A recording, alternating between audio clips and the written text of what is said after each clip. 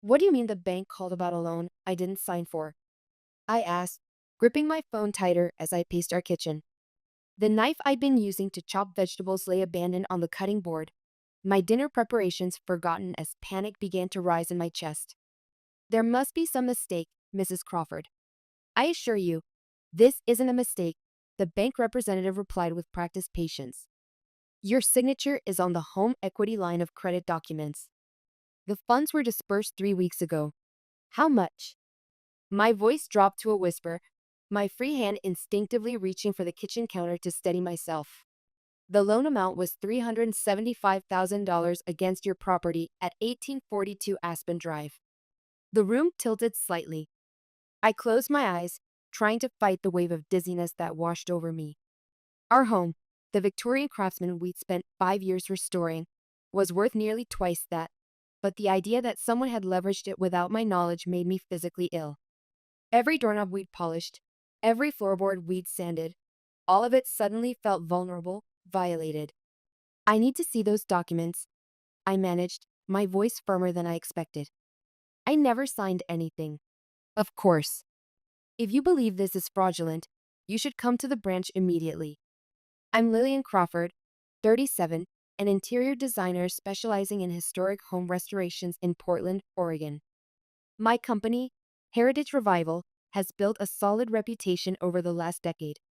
What I want is simple: the peaceful, honest life I thought I had with my husband, Nathan, in the home we've poured our hearts into. Standing in my way is an apparent fraud that threatens everything I've worked for. Someone has forged my signature on loan documents, putting my home and business reputation at risk, and the sickening suspicion forming in my stomach suggests the person I trust most might be responsible. Nathan and I met in architecture school. While I focused on interior spaces, he pursued commercial development. We complemented each other perfectly, my eye for historical detail balancing his modern sensibility. When we found the dilapidated Victorian 5 years ago, we agreed it would be our forever project, a place to build our lives and eventually raise children.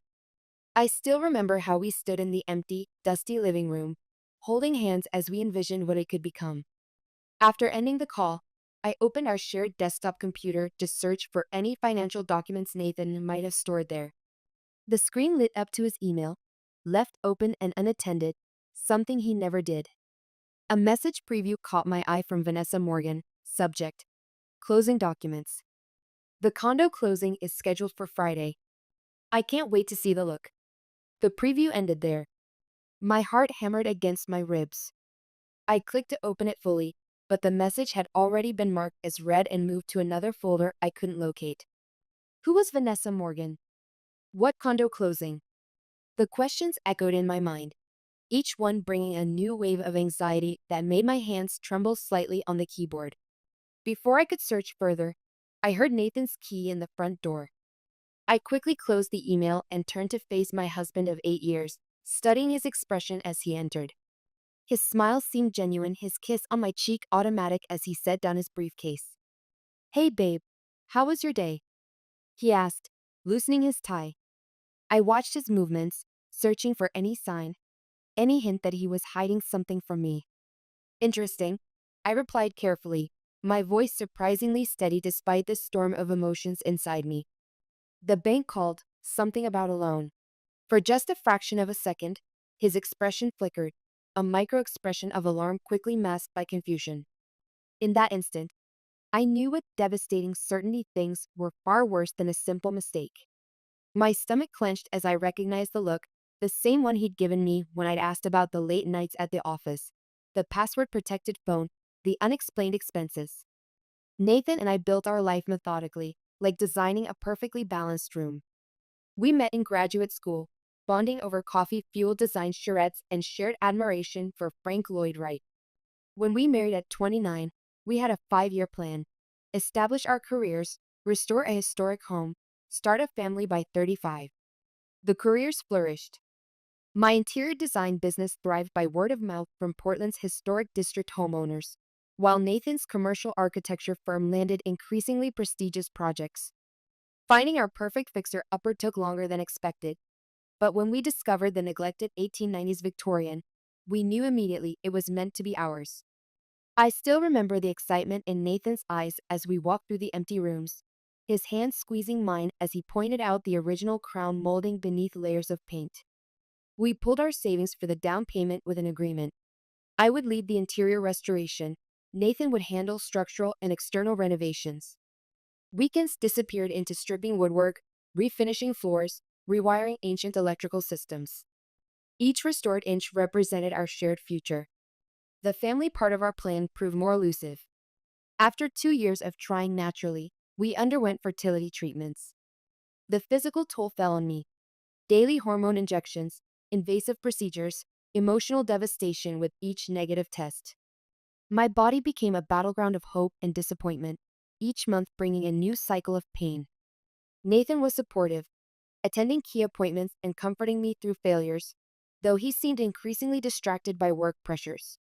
Reynolds Architectural has a shot at the Westbrook development, he explained during one particularly busy month, his eyes lighting up in a way they no longer did when we discussed our family plans. It would put us on the map regionally. I supported his ambition, often handling house projects alone while he worked late. The pursuit of both our dreams required sacrifice, and I believed we were in it together. I'd trace my fingers along the grain of wood I'd just refinished and tell myself this was simply a season in our marriage, that soon enough, we'd find balance again. Looking back, I see warning signs I chose to ignore. The unexplained weekend site visits that left no mud on his boots, the sudden password protection on his phone, credit card statements he insisted on handling personally, the decreasing physical intimacy attributed to stress and timing. There were nights when he'd come home smelling of unfamiliar cologne, claiming it was from meeting clients. Times when he'd be unreachable for hours, later explaining his phone had died. Each explanation seemed reasonable on its own, but together they formed a pattern I wasn't ready to acknowledge. I've always been the practical one. Nathan often reminded me when questioned about financial decisions, "Trust me to handle this part," and I did trust him completely. When my design studio faced pandemic-related cancellations last year, Nathan covered our mortgage for 3 months, waving away my concerns about repayment. "What's mine is yours," he'd said, pulling me close on the sofa we'd reupholstered together. "We're a team, Lil. Always have been." Despite these reassurances, subtle shifts occurred. He began questioning my business expenses, suggesting my studio renovation had been extravagant. "Do you really need imported tile samples?"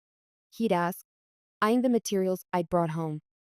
He proposed we delay our planned kitchen remodel, citing market uncertainty. When my sister, Rebecca, faced divorce after her husband's infidelity, Nathan seemed oddly defensive of the cheating husband. "People are complicated," he argued during one discussion, swirling his wine glass absently. "Nobody knows what happens inside a marriage except the people in it." The comment lingered uncomfortably, but I dismissed it as philosophical difference rather than personal revelation. When my business rebounded stronger than ever this year, Nathan seemed both proud and somehow resentful of my success. There was something in his eyes when clients praised my work at dinner parties, a tightness around his mouth when I mentioned new projects. "You've really come into your own," he said during our anniversary dinner last month, studying me with an expression I couldn't quite interpret. Sometimes I hardly recognized the woman I married. At the time, I took it as a compliment, raising my glass to clink against his. Now, remembering the strange distance in his eyes, I wonder if it was actually a confession. "I have no idea what they're talking about," Nathan said, maintaining eye contact as he poured himself a whiskey. The amber liquid caught the light as he swirled it in the crystal glass, a wedding gift from his parents. "Probably a clerical error. I'll call them tomorrow."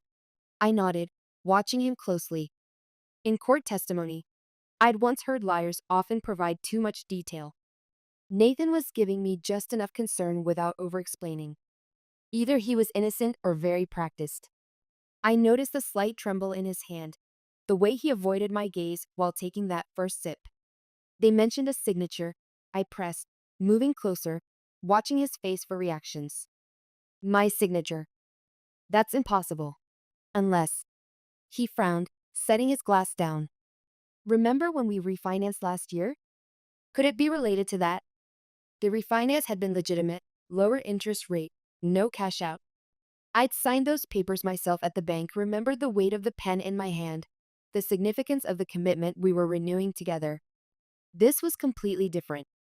They specifically said it was a new helic opened 3 weeks ago, I said, folding my arms across my chest.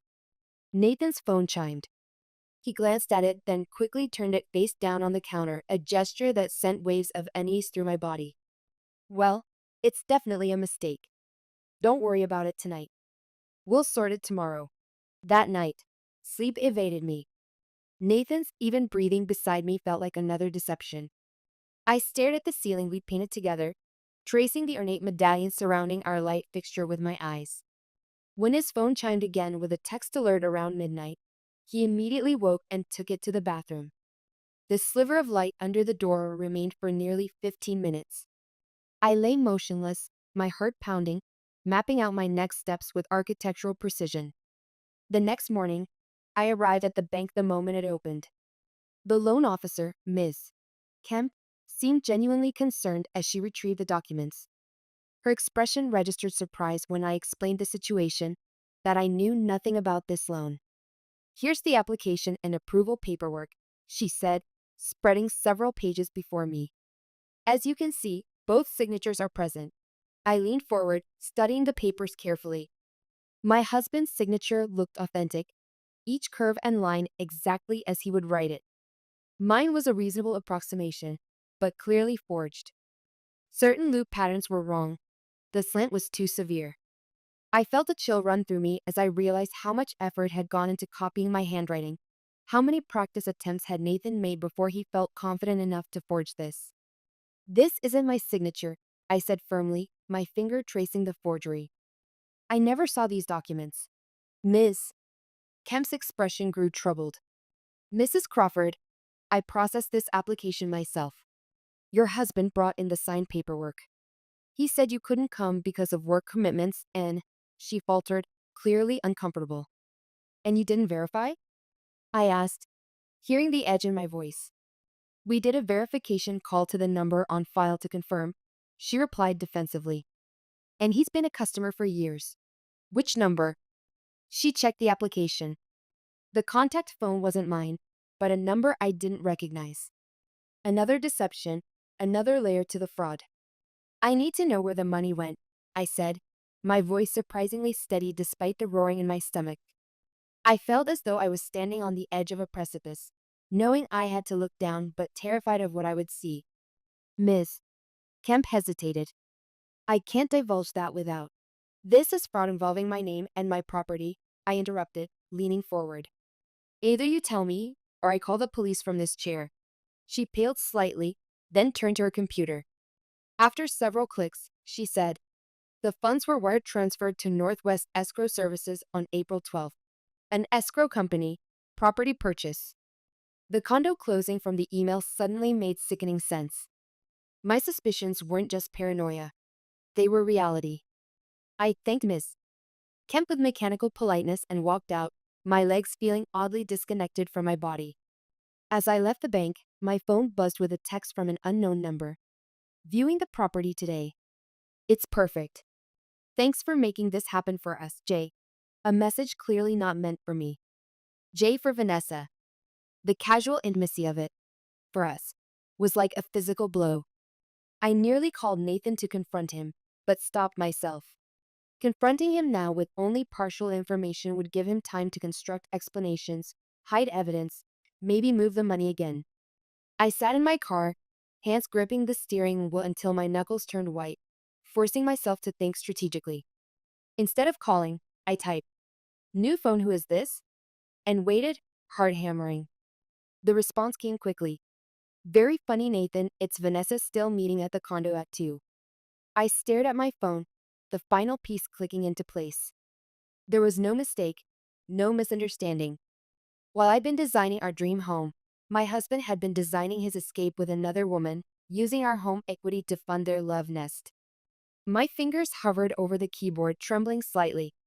Part of me wanted to explode, to unleash years of accumulated trust in a volcanic text of rage and betrayal. But the designer in me, the planner, the visualizer, knew better. This required precision, not passion. I needed more information before deciding my next move. For now, I simply turned off my phone and drove to my studio, mind racing with implications and possibilities. One thing was certain: the life I thought I had was over. What came next would depend entirely on what I discovered in the coming hours.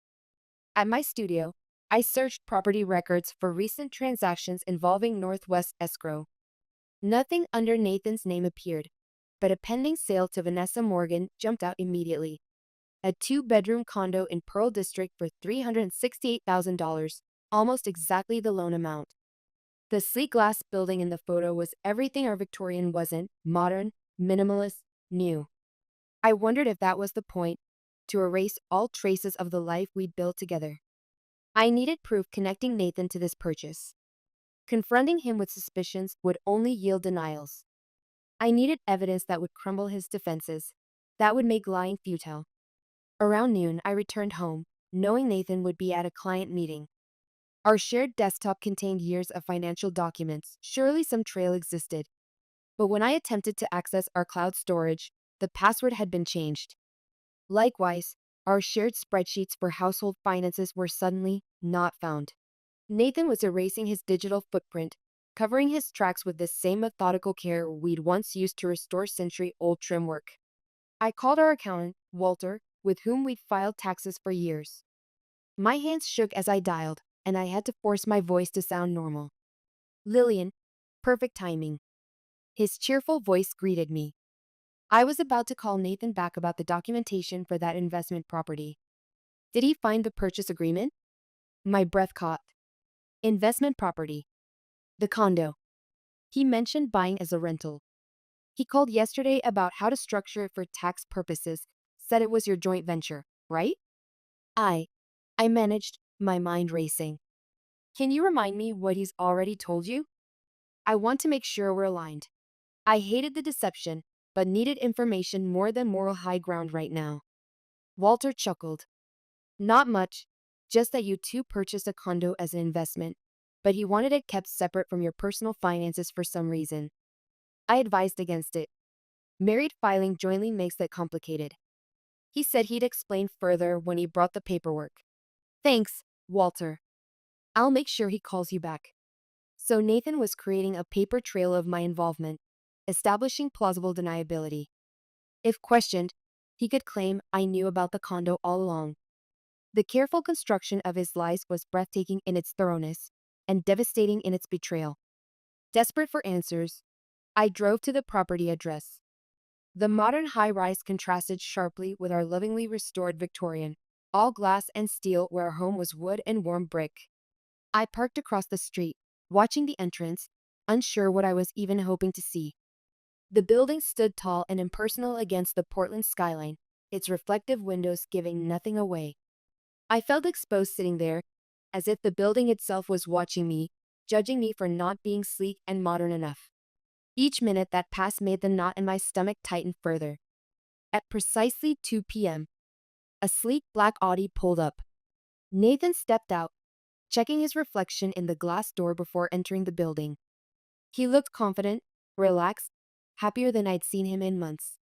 He straightened his tie with a gesture I once found endearing but now seemed performative. The ease with which he moved, as if he belonged there, sent a wave of nausea through me. 20 minutes later, a woman with long dark hair arrived, athletic, polished, at least 10 years younger than me. She moved with the confident stride of someone comfortable in the space, entering without buzzing. Vanessa. I studied her as she disappeared into the building, her designer outfit, her perfect hair, the way she checked her phone with a smile before entering. Was this really happening? Had Nathan really created a parallel life with this woman? I felt physically ill. While I'd imagined confronting the mistress would bring clarity, witnessing her existence made everything worse. She was real. This was real. The betrayal had a face now, and a body that moved through the world with confidence, while mine sat frozen in a car across the street. My phone rang. Nathan. I considered ignoring it, but answered, curious what new lies he would tell. Hey, I answered, working to keep my voice neutral. My knuckles were white around the phone. Great, actually. Client meeting went well. His voice contained not a hint of deception. I might be late tonight, though. Project deadline moved up. Another lie delivered with practiced ease. How many project deadlines had actually been rendezvous with her? How many late nights at the office had been spent in her arms?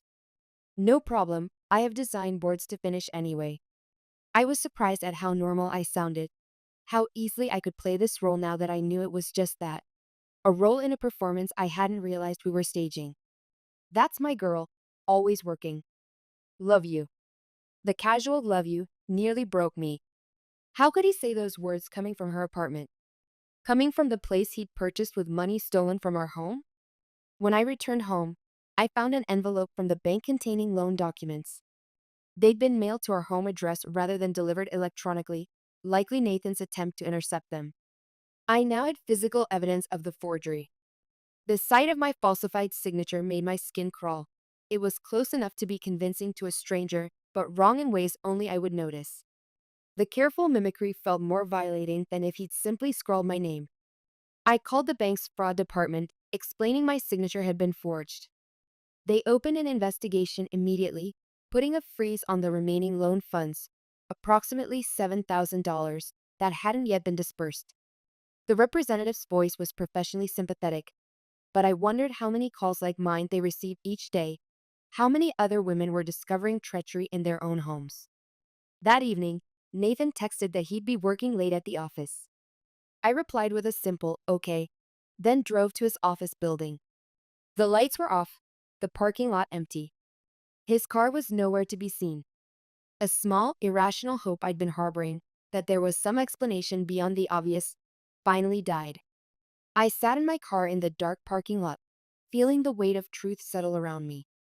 When he returned home near midnight, I pretended to be asleep. He showered before coming to bed, likely washing away the evidence of his afternoon. As he settled in beside me, his phone chimed with a text. He read it, chuckling softly to himself in the darkness. The sound was like a knife turning in my heart. I lay motionless, mapping out my next steps with architectural precision. The bank investigation would take time. I needed more immediate action to protect myself. First thing tomorrow, I would consult a divorce attorney. But not just any attorney. I needed someone who specialized in financial fraud. The next day, the lawyer's office was understated, no pretentious mahogany or leather chairs, just clean lines and practical functionality. Catherine Miller had come highly recommended for her expertise in divorce cases involving financial deception. She listened without interruption as I laid out the evidence I gathered, occasionally making notes on a yellow legal pad. Unfortunately, what you're describing is more common than you'd think, Catherine said after I explained my situation. Her voice held a warmth that her professional demeanor couldn't quite mask. Spouses hiding assets, taking loans, even stealing identities. What are my options? I asked, my hands clasped tightly in my lap. The wedding ring on my finger felt suddenly foreign, like a shackle rather than a symbol. First, we document everything. The forged signature gives us leverage. That's criminal fraud. She leaned forward, her expression serious. But we need to move quickly to protect your assets and credit. Has he accessed any of your personal accounts? I shook my head. Not that I've found, but I'm still looking. Catherine outlined a strategy. File for legal separation immediately to limit further financial damage, gather evidence of the affair and fraud, and prepare divorce proceedings. But her next statement sent ice through my veins. You should know that if the bank investigation proves the signature is forged, they'll likely press criminal charges. Your husband could face jail time. The thought of Nathan in prison should have been satisfying, but it was simply another layer of surreality. The man who'd held my hand through failed fertility treatments, who'd spent weekends restoring crown molding in our home, could be led away in handcuffs. Images flashed through my mind, Nathan on a ladder carefully painting our ceiling, Nathan asleep on the couch surrounded by restoration books, Nathan bringing me tea when I was sick. How could that man and the one who forged my signature be the same person? I don't necessarily want him in jail, I admitted, surprising myself with the confession. I just want to protect myself and get out of this marriage with my finances intact. I understand, Catherine said with a nod, her eyes softening. But the fraud wasn't just against you, it was against the bank. That part may be out of your hands. I left with a folder of paperwork to complete and instructions to gather financial documents. As I reached my car, my phone buzzed with an email notification from our joint credit card. Your statement is ready to view. I opened it immediately. Among the usual expenses was a charge I didn't recognize. $4,300 at Cartier. The date coincided with my weekend workshop in Vancouver 2 weeks ago. He'd bought her jewelry, expensive jewelry, while I was out of town, using our joint credit card, which I helped pay. The casual arrogance of it struck me like a physical blow. When I arrived home, another shock awaited. Nathan had sent a text. Surprise booked us a weekend at the mountain cabin, leaving Friday, need to reconnect. The mountain cabin, a rental we'd visited several times, had been the site of some of our happiest memories. I remembered curling up with him by the fireplace, planning our future while snow fell outside. His sudden desire to reconnect made no sense alongside his ongoing affair and financial deception, unless he suspected I knew something. This could be damage control, an attempt to placate me while he covered his tracks. I stared at the message, my thumb hovering over the screen. What game was he playing now? I typed a non-committal response. Sounds nice, let me check my schedule. Buying time seemed the wisest option while I gathered more information. That evening, Nathan arrived home with takeout from my favorite Thai restaurant and a bouquet of lilies. My favorite flowers, he hadn't forgotten that detail at least. His attentiveness felt calculated, each smile a performance I could now see through. The thoughtfulness that once would have warmed my heart now left me cold with suspicion. I've been thinking, he said as we ate, his fork pushing pad thai around his plate. We've both been so busy lately. The cabin will be good for us. I nodded, watching him closely. What prompted this suddenly? Just realized I've been neglecting what matters most. He reached for my hand across the table. You. Us. The performance was flawless, concerned husband reconnecting with his wife. Had I not seen him at the condo with Vanessa, had I not discovered the loan and credit card charges, I might have believed him. His fingers wrapped around mine with familiar warmth, but I felt nothing but the chill of betrayal. As he washed dishes, his phone buzzed on the counter. The notification preview appeared briefly. Miss you already, Friday feels so far. Nathan quickly grabbed the phone, typing a response before tucking it in his pocket. His expression never changed. Not even a flicker of guilt crossed his face as he continued rinsing plates. The practiced deception was more chilling than anger would have been. That night, I couldn't sleep. Nathan's sudden attentiveness, the cabin getaway, the mountain of evidence, it was all connected somehow. Was the cabin trip genuine remorse? Or was something more sinister at play? The questions circled in my mind like vultures. I slipped out of bed and checked his phone while he slept. It was now password protected, but his laptop wasn't. What I found in his search history chilled me.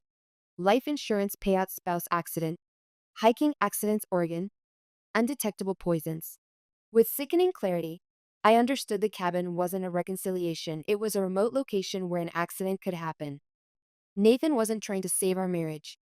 He was plotting my death. My hands trembled as I documented his search history with my phone's camera. This wasn't just adultery and fraud anymore, it was potentially attempted murder. I closed his laptop, careful to leave it exactly as I'd found it, and returned to bed, lying rigid beside the stranger who was my husband. His breathing seemed menacing now, each exhalation a reminder of the threat he posed. I fought the urge to flee immediately, forcing myself to think strategically. Running without evidence would solve nothing.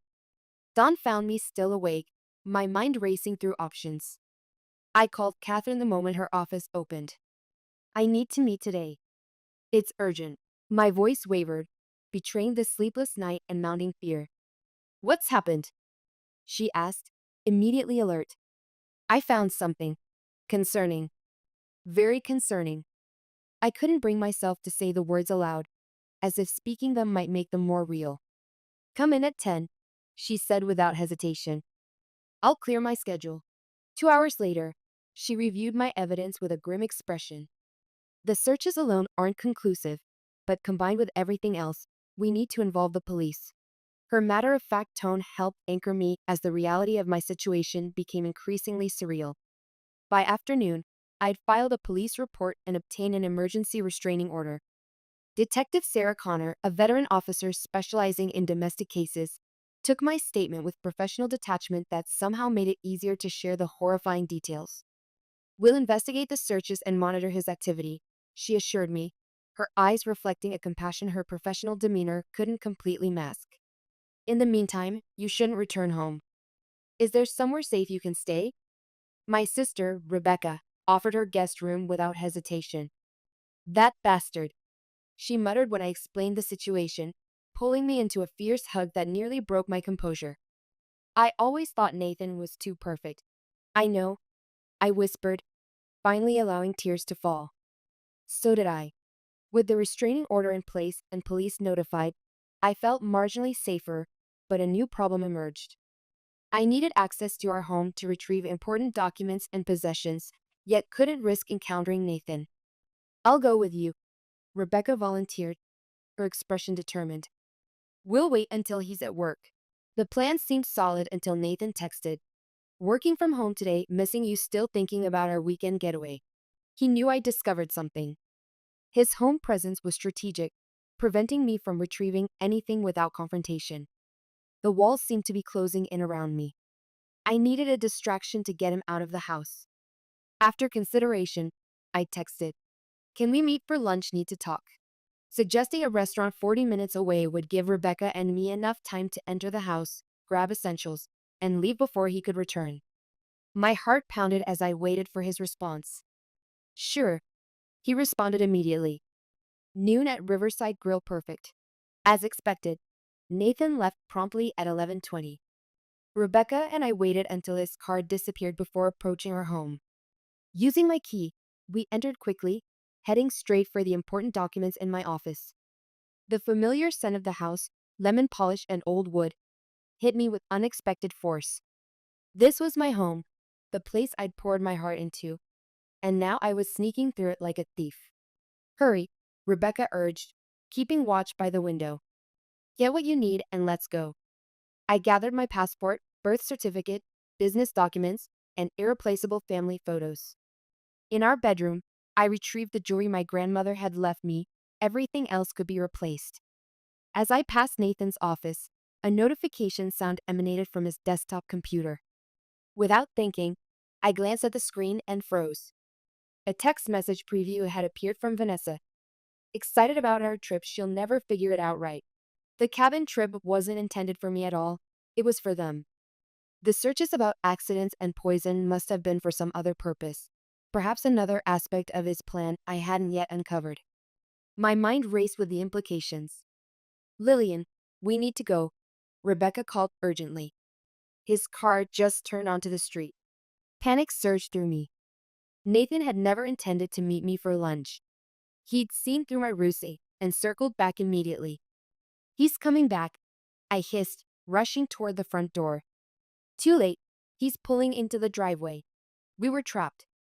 If Nathan discovered me taking documents, who knew how he might react? The restraining order wouldn't help if he decided to escalate to violence immediately. The back door, I decided, leading Rebecca through the kitchen. But as we reached it, the door handle turned. Someone was entering from the rear of the house. Rebecca's eyes widened in alarm. "I thought you said he lives alone." "He does," I whispered, backing away. The back door opened to reveal a woman, Vanessa, carrying grocery bags as if she belonged there. She froze upon seeing us, shock evident on her face. "Who are you?" she demanded. "What are you doing in our house?" "Our house." The casual possessiveness in her voice ignited something in me. This was my house, the one I'd restored room by room, the one with my name on the deed, the one they'd leveraged for their affair. Before I could respond, the front door opened. "Babe, you here already?" Nathan called out. I grabbed champagne for it. He rounded the corner and stopped abruptly, faced with an impossible tableau. His wife, his sister-in-law, and his mistress all standing in the kitchen he'd promised to remodel for me years ago. For a long moment, nobody spoke. Then my phone buzzed with an incoming text from Nathan's number. "She'll never figure it out." A message clearly meant for Vanessa, sent to me by mistake.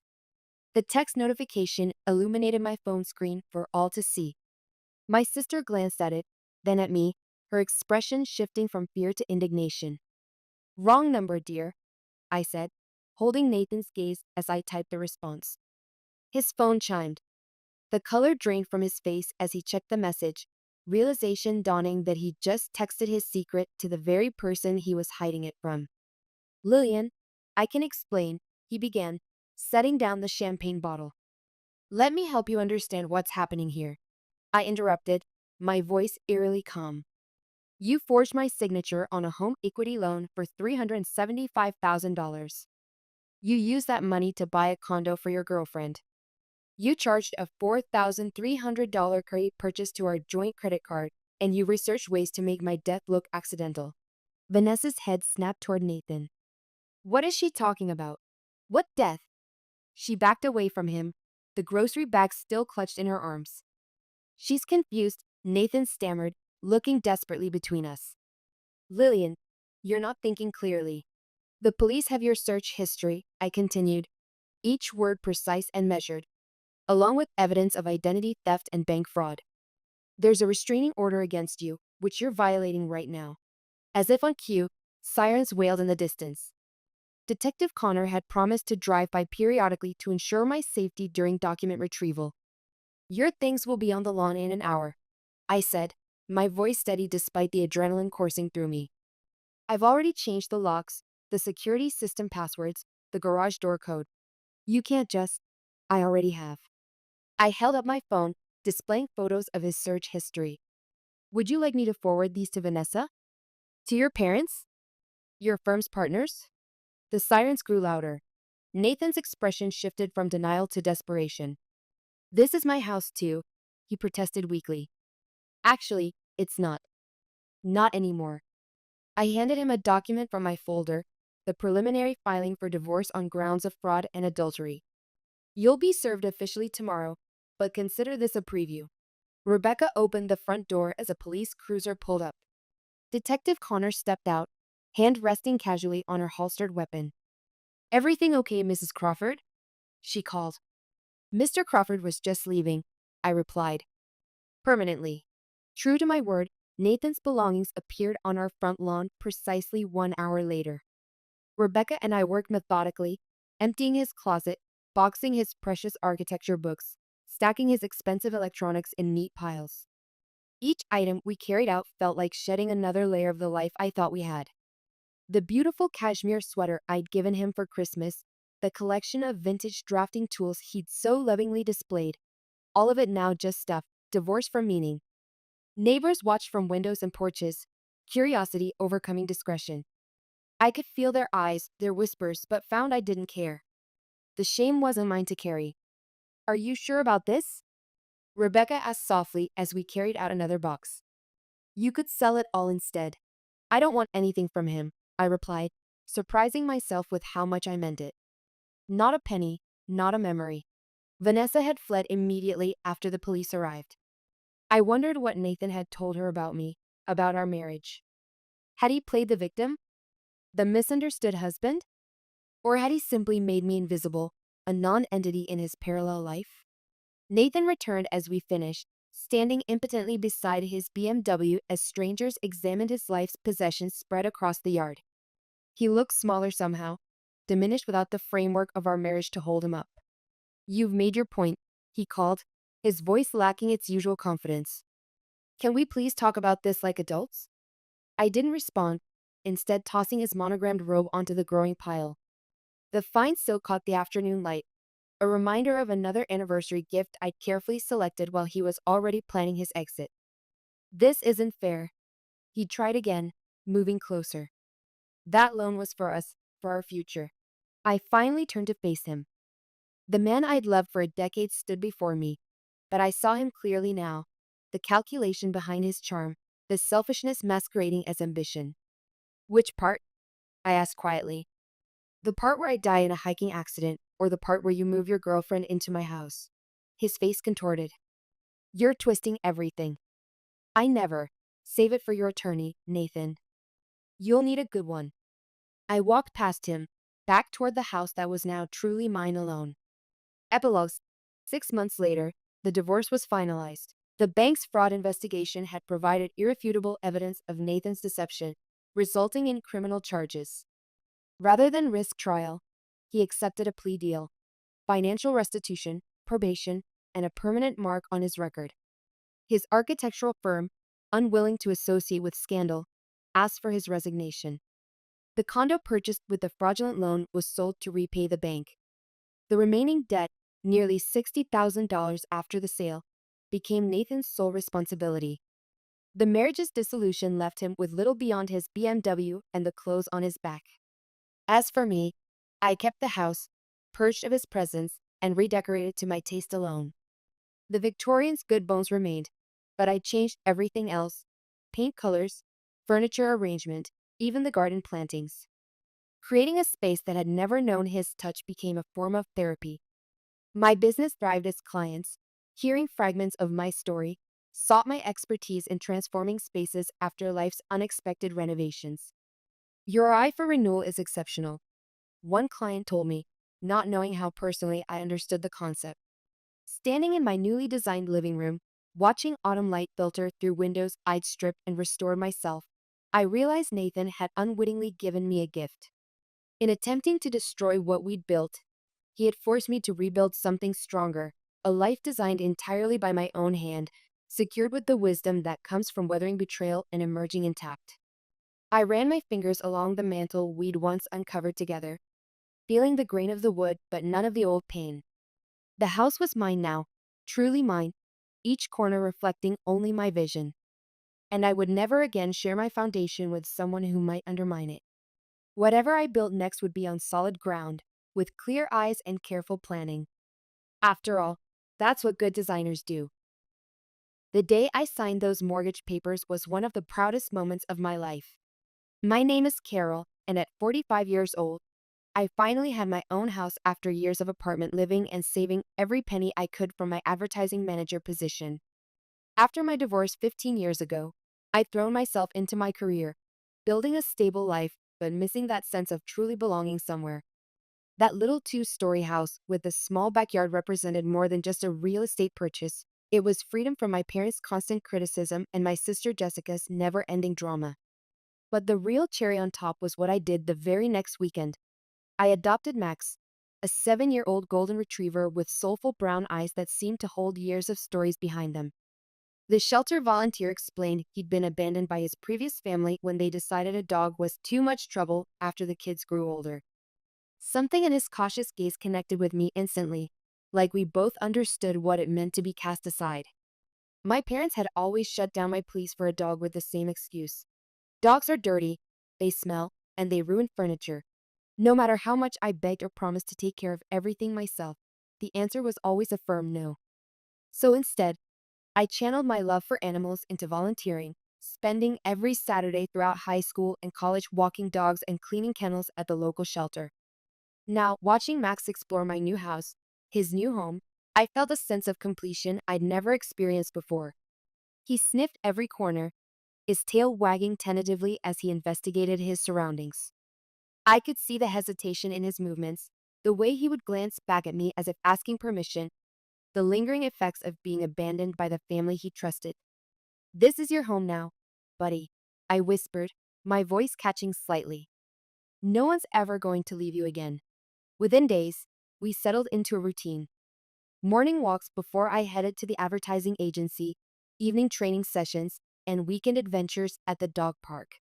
I enrolled him in professional training classes right away, not because he was badly behaved, but because I wanted to give him the best life possible and help him overcome his anxieties. "You've got yourself a special one here," his trainer, Jim, told me after the first session. "Smart and eager to please, but you can see the trust issues. He's watching you constantly, making sure you're not going to disappear." I nodded, feeling a lump form in my throat. Jim patted my shoulder reassuringly. "Don't worry, with consistency and patience, you'll learn to feel secure again." I beamed with pride when Max mastered each new command, watching his confidence grow week by week. "Yeah, he's pretty amazing," I replied, feeling like I'd found something I'd been missing all my life. 3 weeks later, 3 weeks after bringing Max home, I decided it was time to introduce him to my family. I was nervous but hopeful that they'd see how well behaved and loving he was. Maybe they'd even understand why I'd wanted a dog all these years. The entire drive to my parents' suburban home, I rehearsed what I'd say, how I'd present my new companion in the best possible light. "They're going to love you," I told Max, who sat calmly in the passenger seat, his eyes fixed on me with that unwavering attention he always showed. Or at least, they'll be polite about it. Even as I said it, doubt crept into my mind. The moment I walked through my parents' front door with Max on his leash, I knew it was a mistake. My mom's face scrunched up like she'd smelled something rotten. My dad crossed his arms defensively, and Jessica, my 38-year-old sister who still lived at home, rolled her eyes dramatically. "You actually brought it inside?"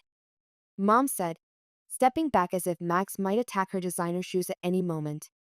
At 70, Catherine still dressed impeccably, her silver hair perfectly styled, her house a monument to order and cleanliness. "His name is Max, and yes, I brought him inside."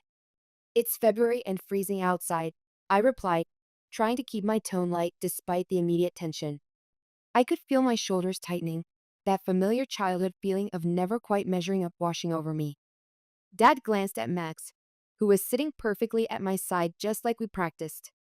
"Well, don't let it on the furniture. Your mother just had the couches cleaned." Thomas, my 73-year-old father, had been a high school principal before retirement, and he still spoke with that authoritative tone that brooked no argument. "He won't. He's very well trained," I said, giving Max a gentle pat.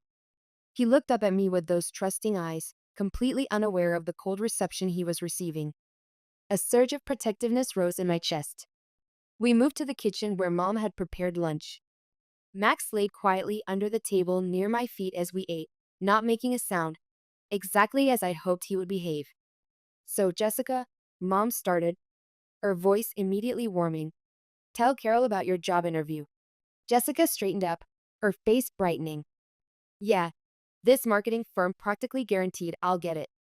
Just a couple more interviews and I'll finally be able to afford my own place.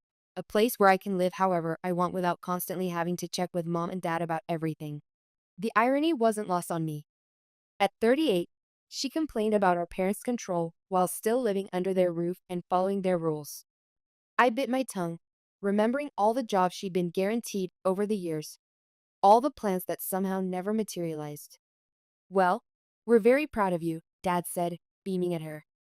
Then, as if remembering I was there too, he added, "Carol's doing well with her mortgage payments, right? That little house must be stretching your budget." I forced a smile. "Actually, I'm right on track with my financial plan. The promotion I got last year has helped quite a bit. 20 years at the same firm, working my way up from junior copywriter to department manager, and still he made it sound like I was barely scraping by." Before I could elaborate, I felt Max shift under the table. Jessica let out a dramatic yelp. It touched me. "Get it away," she shrieked, pushing her chair back with such force it nearly toppled over. "He just wanted to say hello," I explained gently, guiding Max back to my side. "He's friendly, Jessica. He wouldn't hurt a fly." Mom shook her head firmly. "Carol, I think it's best if you don't bring the dog when you visit in the future. Your sister's clearly uncomfortable, and frankly, so are we. At your age, I'd have thought you'd be focused on more important things than playing house with a pet." The words stung more than they should have. At 45, I'd expected to be past caring about my parents' approval, yet here I was, feeling like a disappointed child again. I looked around the table at their disapproving faces, feeling a familiar disappointment settle in my chest. Nothing had changed. I was still the odd one out in this family, and now Max was too. "We should get going," I said, standing up abruptly. "I have some work to finish before Monday." As I drove home with Max sitting calmly in the passenger seat, I realized something had shifted. For years, I tried to please my parents, to fit into their expectations, but now with my own home and Max by my side, I finally had the freedom to live on my own terms. "Just you and me, Max," I said, reaching over to scratch behind his ears, my voice steadier than I felt. "And honestly, that's all I need." Growing family distance. Over the next few months, my visits to my parents' house became less frequent. When I did go, It was only when my colleague Samantha could watch Max for a few hours. Every time, the conversation inevitably turned to Jessica, her career prospects, her plans, her dreams. It was always the same script, with me playing the role of supportive older sister while feeling increasingly disconnected from my family. During one such visit, Jessica pushed past me in the hallway, her face pinched with frustration. "Interview fell through," she muttered. "Manager said maybe next quarter." "I'm sorry to hear that," I said sincerely, recognizing the genuine disappointment beneath her indifference. "These things happen. There'll be other opportunities." She leaned against the wall, her eyes drifting to my car keys in my hand. "You're leaving already? You just got here. I need to get back to Max. Samantha has plans tonight." I glanced at my watch, conscious of the time I'd promised. Jessica scoffed. "That dog. You act like it's your child or something." "He's family to me," I said simply, the words coming out with a certainty that surprised even me. She shook her head, then looked at me with an expression I couldn't quite read. "You're lucky, you know that? Your own place, making your own rules. Must be nice." I felt a flicker of frustration. "It's not luck, Jessica. It's 15 years of saving, planning, and working hard at a job that wasn't always glamorous." The words hung between us, unacknowledged truths neither of us was ready to fully confront. Life settled into a comfortable routine with Max. Morning walks through the neighborhood where I'd greet the same early risers each day. Work at the advertising agency where I'd recently been tasked with mentoring junior staff, and Max's excited greeting when I returned home, his whole body wiggling with joy as if I'd been gone for years instead of hours. Our weekends were filled with dog park visits where Max was gradually becoming more confident around other dogs, and lazy evenings together on the couch, my fingers absently stroking his soft fur while I reviewed campaign materials. Then, on a Tuesday that had started like any other, my boss called me into her office. Elizabeth was in her mid-50s, a sharp-minded woman who'd broken through the agency's glass ceiling years before and had always been fair in her assessments of my work. "Carol, I have an opportunity for you," she said, sliding a folder across her desk. Her reading glasses perched on the end of her nose as she watched me scan the contents. "We're opening a new branch in Colorado, and we need someone to go set it up. 3 months on site to train the new team." I flipped through the details. The assignment looked challenging but exciting, exactly the kind of project I'd been hoping for. "This would be a significant step up in your career path," she continued. "If you handle this well, we're looking at a VP position when you return. The board has specifically requested you based on how you handled the Westfield account last year." I felt a surge of pride at the recognition, quickly followed by concern as Max's face flashed in my mind. "I need to figure out a few things, but I want this opportunity," I told Elizabeth. "Can I give you a definite answer tomorrow?" She nodded, understanding in her eyes. "Of course. Talk it through with your family. Check your arrangements." I know it's a big ask. That evening, I researched pet hotels and professional pet sitting services, but the thought of Max staying in a kennel for 3 months broke my heart. He'd already been in a shelter, already felt abandoned once. I couldn't bear the thought of him feeling that way again, especially after we'd worked so hard to build his trust. "What are we going to do, buddy?" I asked him as he rested his head on my lap, those soulful brown eyes looking up at me with complete trust. The responsibility of that trust weighed heavily on me, yet I knew this Colorado opportunity could be career-defining. The unexpected proposition. The next day, there was a knock at my door. Jessica stood in the hallway, shifting uncomfortably. "Mom said you weren't answering her calls, so she sent me to check on you." She stepped inside without waiting for an invitation, her eyes scanning my living room with barely disguised curiosity. Max trotted over to greet her, and she absent-mindedly pushed him away when he tried to sniff her hand. "Why are there suitcases out?" she asked, pointing to the luggage I'd pulled from storage. "Planning a getaway without telling the family?" I sighed, closing the door behind her. "It's work, not vacation. They want me to head up the opening of our new branch in Colorado. 3 months on site." I watched her eyes light up with interest as I mentioned the potential promotion. "Vice president? Wow, that's a big deal. So, what's the problem?" "Sounds like an amazing opportunity," she said, flopping down on my couch and picking up a throw pillow to examine it. It's Max. I don't know where he'll stay while I'm gone. I gestured to my dog, who had retreated to his bed in the corner, watching Jessica warily. The kennels I've checked are either booked or I just can't put him in that environment for 3 months. Not after what he's been through. Jessica looked at Max, who was curled up in his plush bed, his eyes still following her movements. Something shifted in her expression. I could watch him, she offered suddenly. I stared at her, not sure I'd heard correctly. You? But you don't even like dogs. She shrugged, running her fingers along the edge of my coffee table. I could stay here in your house. It would give me a break from mom and dad, and you wouldn't have to put him in some kennel. Plus, your place is closer to all the good bars and restaurants than the suburbs. I hesitated, studying my sister's face. Something didn't feel right about this sudden change of heart, but I was running out of options and time. Elizabeth needed my answer tomorrow. There would be rules, I said firmly. No parties, keep the place clean. Max needs 2 walks a day, morning and evening. His food is measured out. I'll show you exactly how much. And he takes medication for his joints in the morning with breakfast. Got it, got it, she interrupted, rolling her eyes. I'm not a child, Carol. I'm 38. I can handle looking after a house and a dog. I wanted to point out that she still lived with our parents and hadn't held a steady job in years, but I bit my tongue. This wasn't the time for another sibling argument, and I desperately needed this solution to work. There's an emergency fund for vet bills in the kitchen drawer, and I'll leave my vet's contact information on the fridge, I continued, already mentally organizing what Jessica would need to know. It'll be fine, she assured me, her tone softening slightly. Look, I know we're not always on the best terms, but I can do this for you. You've always been the responsible one. Maybe it's time I stepped up too. The sentiment surprised me, and for a moment, I allowed myself to hope that this arrangement might actually bring us closer. The day of my departure arrived too quickly.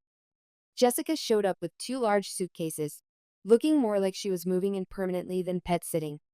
She brought in several shopping bags as well, filled with what looked like new clothes and makeup. Remember, Max's dinner is at 6, and he gets these dental treats before bed, I explained as I waited for my taxi. I knelt down beside Max, who seemed to sense something was happening. His eyes darted between Jessica and me anxiously. And please, no parties. The neighbors are mostly older people who value their quiet. Everything will be fine, Jessica said, pushing me toward the door. Go be successful. Bring back that VP title. Max and I will have a great time. I knelt down to hug Max, feeling a lump in my throat. Be a good boy. I'll miss you so much. I pressed my face into his fur, inhaling his familiar scent, trying to memorize the feeling of his solid warmth against me. The taxi honked outside. I gave Max one last pat, shot Jessica a warning look, and left, already counting the days until I'd be back. Life in Colorado. The first week in Colorado was a whirlwind of meetings, setting up systems for the new office, and working long hours to establish a positive team culture. The mountainous landscape outside my hotel window was breathtaking, but I barely had time to appreciate it. Every night, I texted Jessica for updates on Max. She always replied with brief messages. All good here, or Max is fine, stop worrying.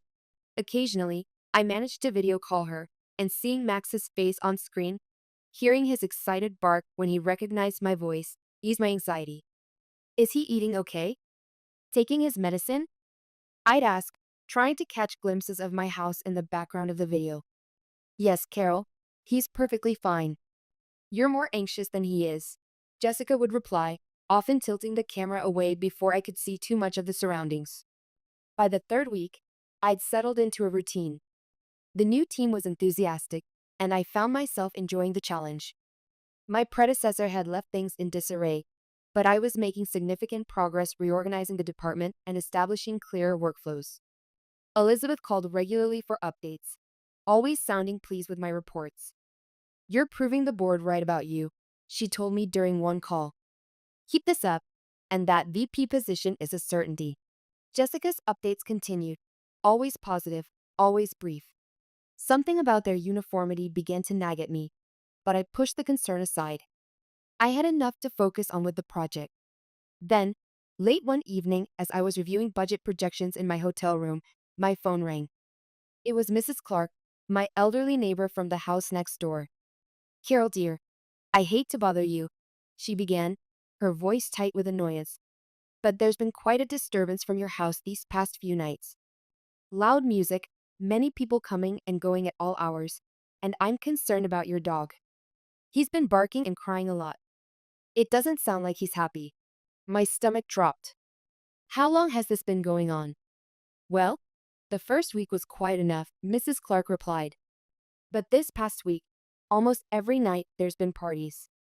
And I haven't seen your sister walking the dog in days. I used to see her in the mornings, but not anymore." After thanking Mrs. Clark, I immediately called Jessica. She answered on the fourth ring, music pulsing in the background and what sounded like multiple conversations happening around her. "Hello?" she shouted over the noise. "Jessica, what's going on?" "Turn down the music. We need to talk." I could hear the anger in my voice, barely controlled. There was movement, and the music grew fainter. "What's up?" "It's kind of late here," she said, her words slightly slurred. "I just got a call from my neighbor. She says you've been throwing parties and Max is upset. She hasn't seen you walking him either." My hand gripped the phone so tightly my knuckles turned white. "Your neighbor is exaggerating," Jessica scoffed. "We had a couple of friends over, that's all. And Max is fine. I took him out this morning." "Show me the house," I demanded. "Right now." Video call. The call switched to video. Red plastic cups littered my coffee table. There were people visible in the background, perhaps a dozen, lounging on my furniture, drinks in hand. The living room was a disaster zone, empty bottles, food containers, and what looked like cigarette burns on my side table. "Where's Max?" I asked, my voice dangerously quiet. The camera panned to show Max huddled in the corner of the kitchen, looking anxious. He was pressed against the wall, his tail tucked between his legs, his eyes wide with stress. The sight of him looking so frightened in his own home sent a wave of rage through me. "Get everyone out now and take Max for a walk, a proper one," I ordered, fighting to keep my voice level. "Then we're going to have a serious conversation." She rolled her eyes but nodded. "Fine. Everything will be back to normal tomorrow. Stop overreacting." I hung up and immediately called my parents, hoping they might talk sense into Jessica. But as soon as I explained the situation, I realized my mistake. "You're making a mountain out of a molehill, Carol," my mother said dismissively. "Jessica's just enjoying a little freedom from us for once. Young people need to socialize." "She's 38, not 18, I insisted, pacing my hotel room. "She promised to take care of Max, and she's breaking that promise. He's frightened and probably not getting walked or fed properly." "It's just a dog," Dad chimed in. "And frankly, you've always been too uptight. No wonder you're divorced." "Jessica's right. You need to lighten up." The comparison stung. "Could you at least check on her? Make sure she's keeping the place decent." "You're being controlling," Mom said. "Jessica will be fine. Don't call us with these petty complaints again." They hung up, leaving me seething with frustration and worry. I should have known better than to expect their support. As always, Jessica was the golden child who could do no wrong. Growing concerns. The days following my confrontation with Jessica blurred together. I threw myself into work, trying to ignore the constant worry about Max in my apartment. Every morning, I checked my phone for Jessica's daily text, always some version of "everything's fine," and tried to believe her. "You seem distracted," Elizabeth commented after a meeting where I'd fumbled through a presentation. "Is everything all right with the new team?" "The team's great," I assured her, forcing a smile. "Just a little family issue back home." She studied me for a moment. "If you need to make adjustments to your schedule, let me know. Family comes first." I nodded, touched by her understanding, wondering if I should cut the trip short. But I'd worked too hard for this opportunity. Surely Max would be okay for another few weeks. Over the weekend, I tried calling Jessica for a video chat. I missed Max terribly and needed to see his face, to hear him bark with excitement when he recognized my voice. Sorry, can't talk right now. Walking Max, reader text response to my call. I tried again that evening. Making dinner. Call tomorrow. Tomorrow came, and again excuses. By Monday, I was getting suspicious. This pattern continued for days. Whenever I tried to see Max on video, Jessica always had a reason why she couldn't show him. Send me a picture of him, I texted her directly, no longer hiding my frustration. Hours later, a photo arrived. Max lounging on my couch, looking happy and relaxed. I felt a momentary relief until I took a closer look at the image. The light coming through the window suggested early morning, not evening when she sent it.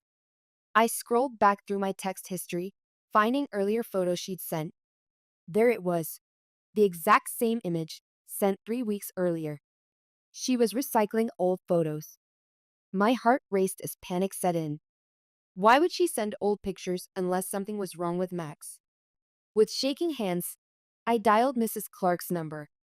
Hello, Carol, she answered, sounding less irritated than during our last conversation. Hi, Mrs. Clark. I'm sorry to bother you, but I need to ask about my dog. Have you seen Max recently? Heard him barking? There was a pause that made my blood run cold. Now that you mention it, I haven't heard your dog in at least 2 weeks. The parties have continued, though they're quieter now, but no barking, no dog sounds at all.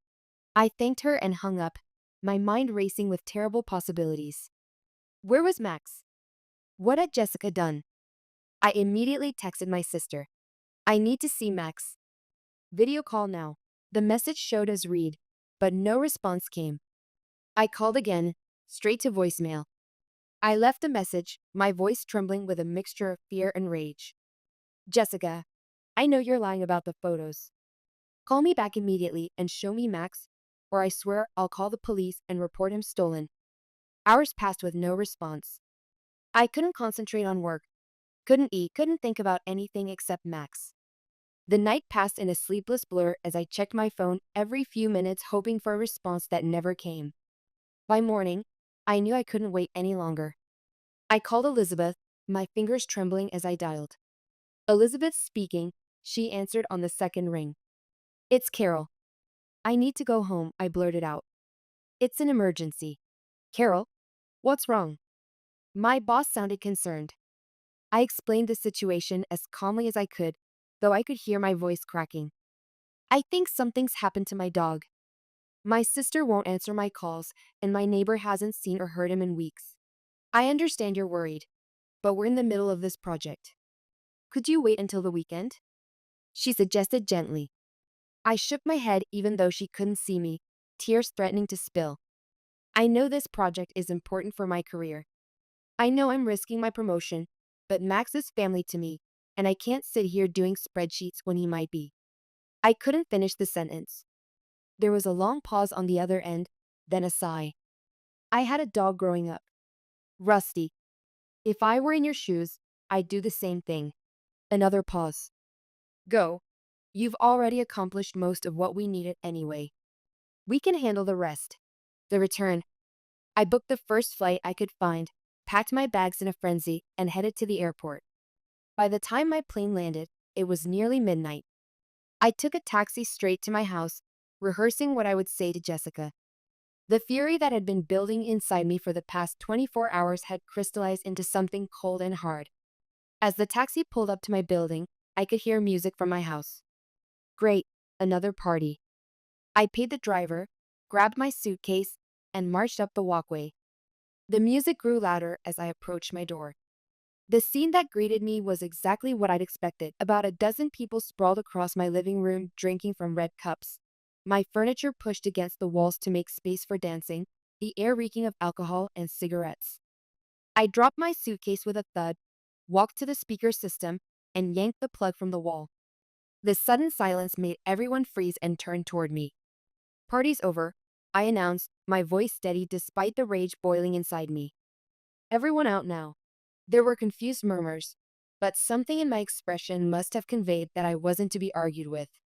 People began gathering their things, filing past me with awkward apologies and averted gazes. Jessica emerged from the kitchen, her face registering shock when she saw me. Carol, what are you doing here? You're supposed to be in Colorado. Where's Max? I demanded, ignoring her question. My eyes scanned the room, searching for any sign of my dog. She glanced around nervously as the last of her guests left. He's not here right now. I can see that, I said, stepping closer to her.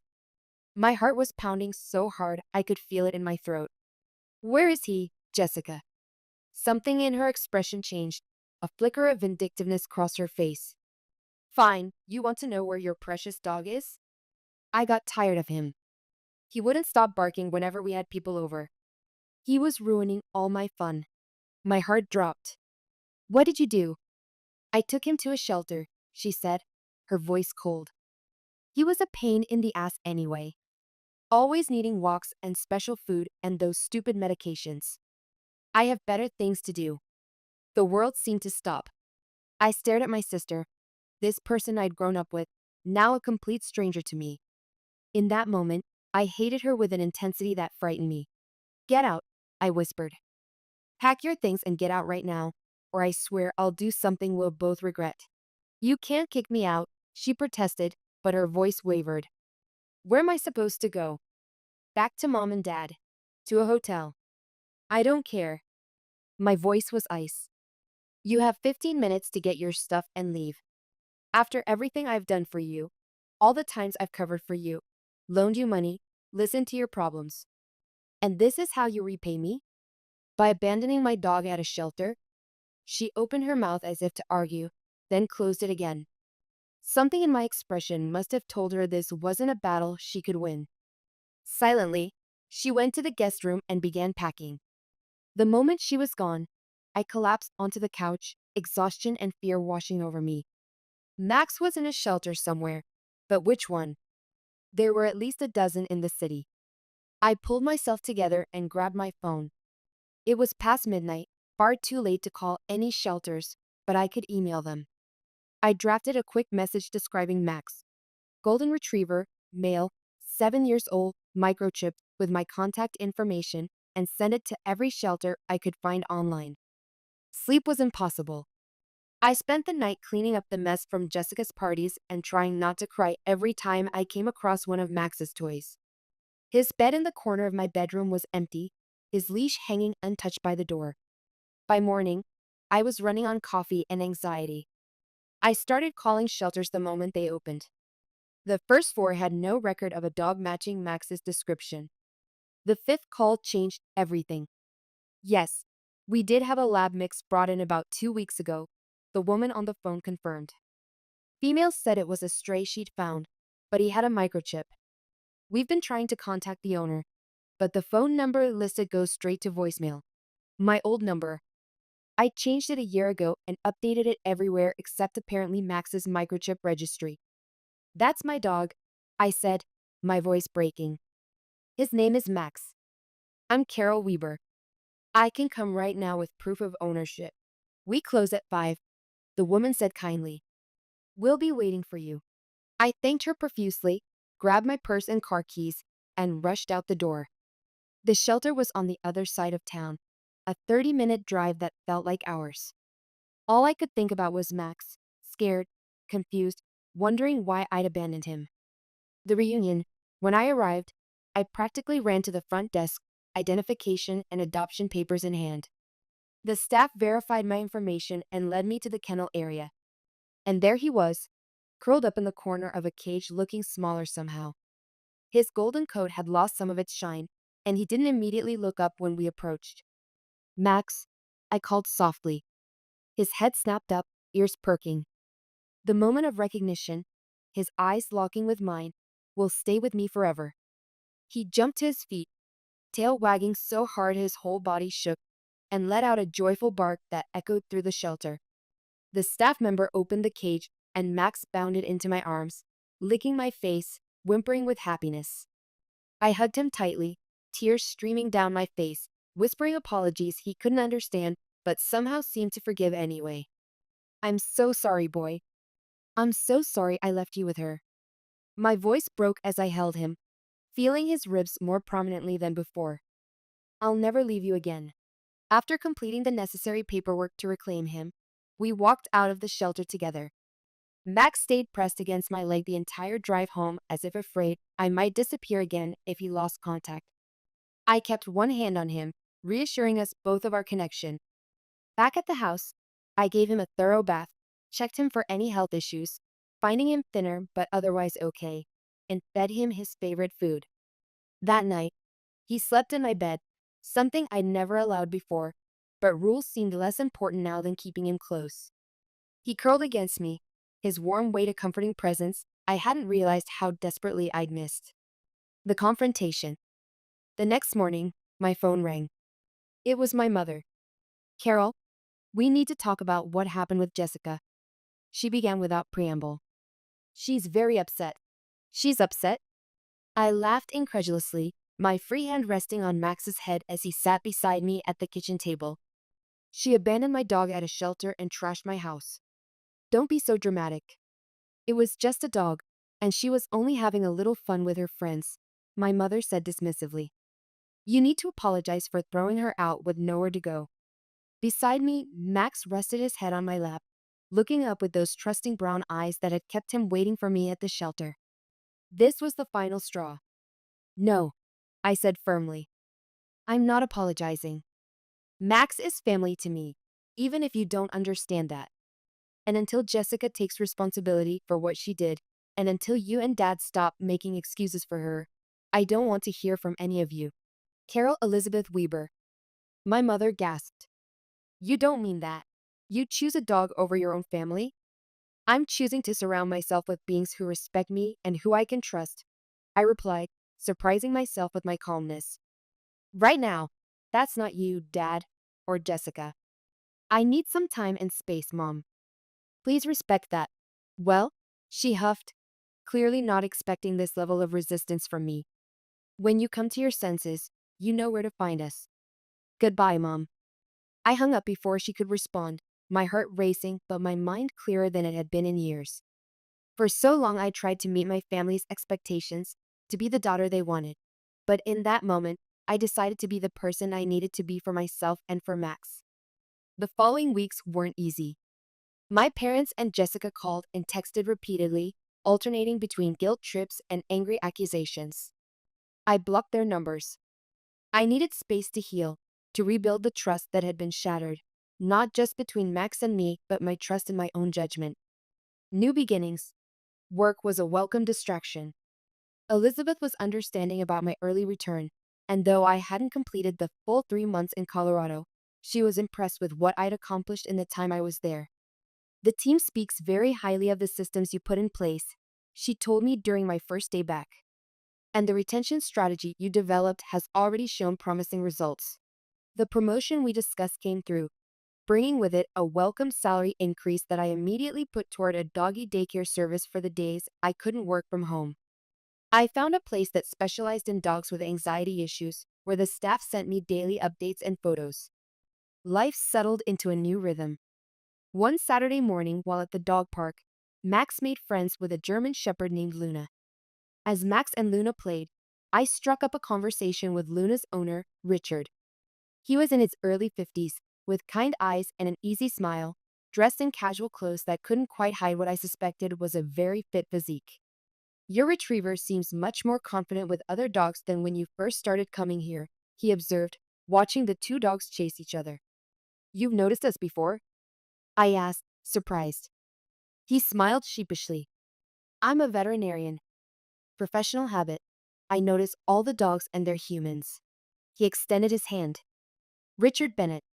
Carol Weber, I replied, shaking his hand. And that's Max. We've been working on his confidence. He had a bit of a rough time recently. He seems to be bouncing back well, Richard said. Good nutrition and lots of love work wonders. We exchanged numbers before leaving the park, and soon regular dog park meetups turned into coffee dates, then dinner dates. Richard was easy to be with, kind, thoughtful, and he adored Max almost as much as I did. I learned he'd lost his wife to cancer 5 years earlier and had thrown himself into his work until recently. Grief is a strange companion, he told me one evening as we walked our dogs along the riverfront. It never really leaves, but it changes shape over time. I found myself opening up to him about my family situation, something I rarely discussed with anyone. He listened without judgment, understanding in a way few people did. 6 months after the shelter incident, I received a letter from Jessica. It was an apology, not perfect, still with traces of justification, but sincere enough that I could see she'd done some reflecting. I've started therapy, she wrote. I'm trying to understand why I do the things I do, why I've always been so jealous of you and your life. I know I hurt you and Max, and I'm truly sorry. I don't expect forgiveness, but I wanted you to know I understand what I did was wrong. I didn't respond immediately. I needed time to process, to decide if I wanted to let her back into my life in any capacity. That decision didn't need to be rushed. As I sat on my porch that evening, watching Max and Richard play fetch in the backyard, I realized something profound. Sometimes the family we're born into isn't the family we need. Sometimes we have to create our own, built on trust, respect, and love rather than obligation and shared DNA. Max trotted over and laid his head on my lap, his brown eyes gazing up at me with complete trust restored. I scratched behind his ears just the way he liked. We did all right, didn't we, boy? I whispered. In response, Max let out a contented sigh and closed his eyes, perfectly at peace in the home we made together. The call from my mother came on a Tuesday afternoon while I was preparing for another sales trip to Chicago. At 50, I'd risen to become a regional sales director at my medical supply company, a position that kept me traveling but also afforded me the independence I'd always craved. I recognized Margaret's number on my phone and felt that familiar tightening in my chest. My finger hovered over the decline button, but something, that lifelong sense of obligation perhaps, made me answer. Evelyn, honey, how are you? Mom's voice had that saccharine tone she always used when she wanted something. I'd recognized it since childhood, that slight lift at the end of her sentences that signaled a request was coming. I'm fine, Mom. Just getting ready for a trip to Chicago tomorrow. What's up? I tucked the phone between my ear and shoulder as I continued folding my tailored business suits into my suitcase, already knowing this conversation wouldn't be quick or painless. Well, I have some news. Your sister is back in town. She and Greg moved back from Arizona yesterday. I paused, my hand frozen mid-fold over a silk blouse. Natalie and I hadn't spoken much since Grandma Louise's will reading 4 years ago. The silence between us wasn't accidental. Oh, I thought her husband's business was doing so well out there. She was always posting those success stories on Instagram during the holidays. I couldn't keep the edge from my voice, remembering the photos of their supposed luxury lifestyle while I worked 60-hour weeks. Mom's voice dropped slightly. Well, things didn't quite work out. Apparently, there were some issues with their business partners, and they decided it would be best to come home and start fresh. I see. 20 years of experience with my sister's patterns told me exactly where this conversation was headed. I closed my eyes and took a deep breath, preparing myself.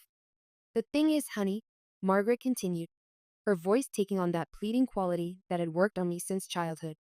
They're staying with us right now, but you know how small our place is.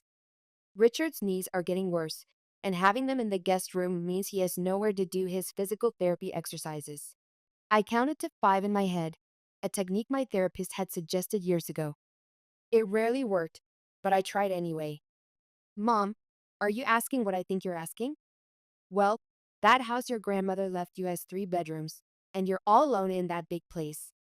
It would just be temporary until they find jobs and get back on their feet. Grandma Louise's house. My sanctuary.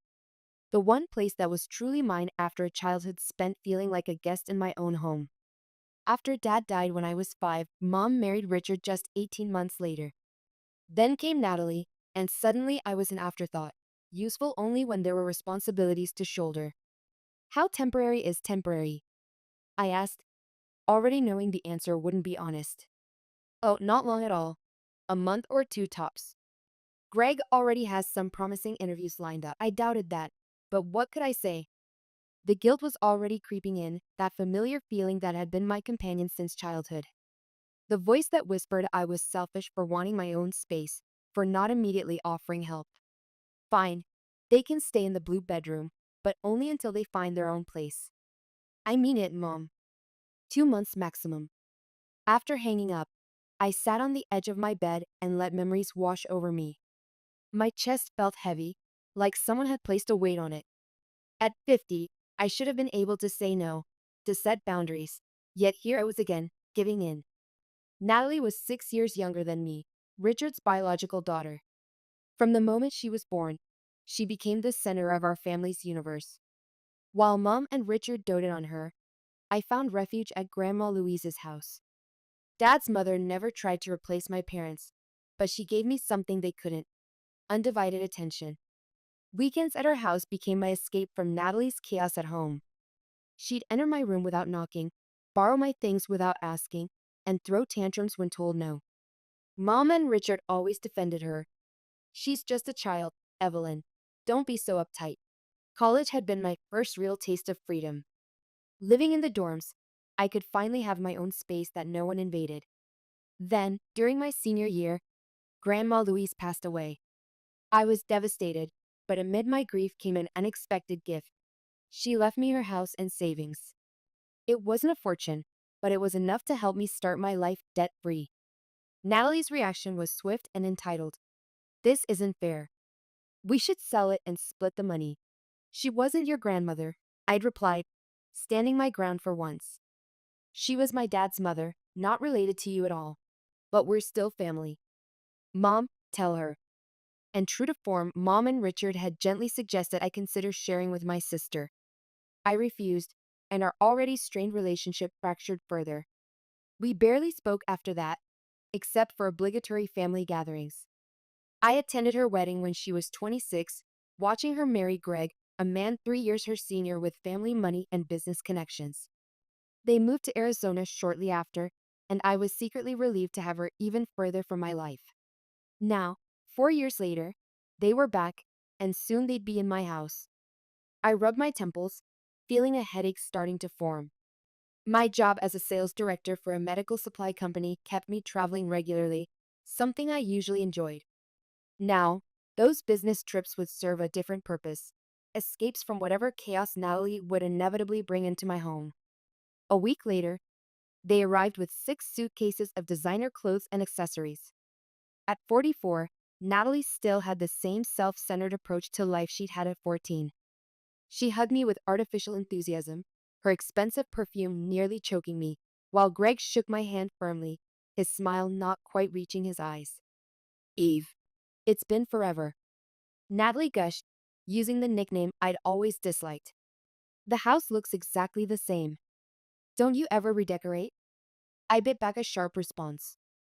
"I like it this way. It reminds me of Grandma." I showed them to the blue bedroom and helped them unpack. As I hung up Natalie's third designer coat, I couldn't help thinking that selling just one of these items could probably cover a month's rent somewhere decent.